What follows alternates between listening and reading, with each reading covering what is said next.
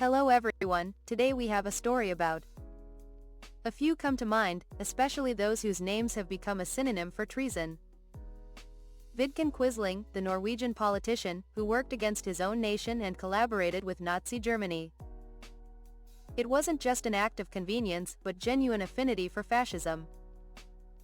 Norway introduced the death penalty for him and his kind, and convicted him, based on German testimony, that he aided the Germans in the final solution, causing direct torture, suffering and death to his fellow countrymen at the behest of a foreign occupying power.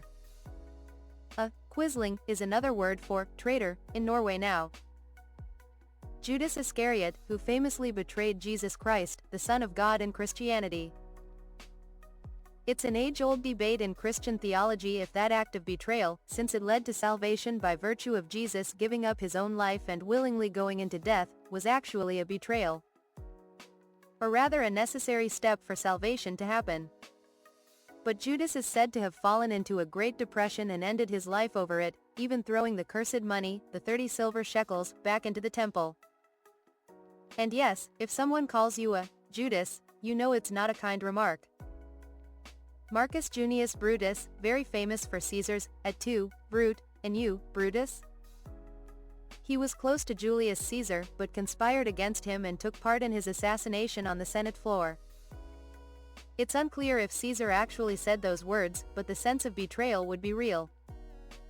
Doubly so, because the act of bringing a sharp knife or sword into the Senate was a sacrilege.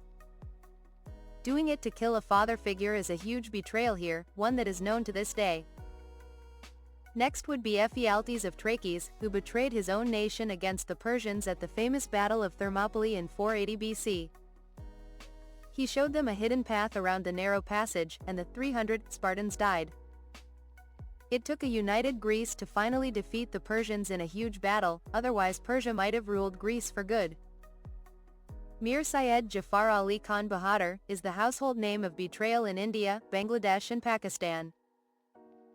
Living in the 18th century, he wanted to become ruler, so he feigned loyalty and sold his country out to the British, who made him a puppet ruler.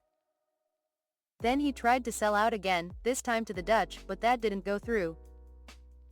But yes, he sold his own country to a foreign nation, only for power.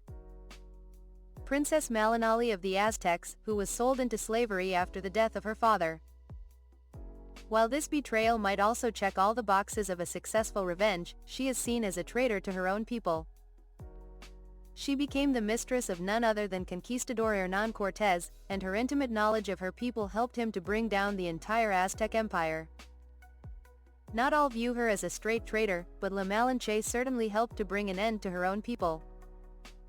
I mentioned her here, because she is widely known in Mexico and not everyone dying to the Spanish was responsible for her previous plight. And the end of the Aztec Empire is quite famous. The following story. I nominate Chaim Rumkowski. Warning. This gets pretty bleak. During WW2 he was appointed by the Nazis to the Council of Elders of the Lodz ghetto in Poland. Basically all the Jews were herded into an area of town, the ghetto, and then cut off from the rest of the city. Chaim's job was to keep the Jews pacified until they could be sent to the death camps. He became a virtual king. They actually called him King Chaim. Anyone who opposed him was sent to the Nazis to be exterminated in the death camps. He confiscated property and businesses in the ghetto for his own gain. He had money and postage stamps made with his name and face on them. Heaven help you if he took an interest in you. If you denied him, then you would die, either of starvation as he controlled the distribution of food, or you'd be sent to the death camps. He actively curried favor with the Nazis. He prided himself on being useful to the Nazis, sending them gifts wrested from the hands of the inhabitants of the ghetto. He claimed that he was always 10 minutes ahead of their demands. When the Nazis said that they wanted 10,000 people to send to the death camps, he had already selected the 10,000 people. He focused on sending the very young or very old, those who could not do useful work, to the death camps.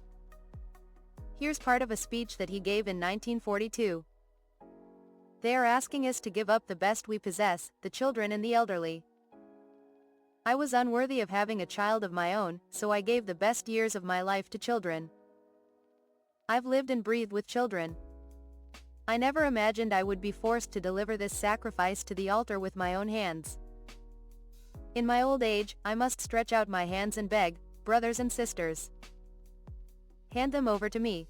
Fathers and mothers, give me your children. The ghetto started with a population of 164,000. In 1942 alone, Chaim had selected 71,000 to send to the Auschwitz death camp, mostly children under 10 and the elderly. In the end, it did him no good.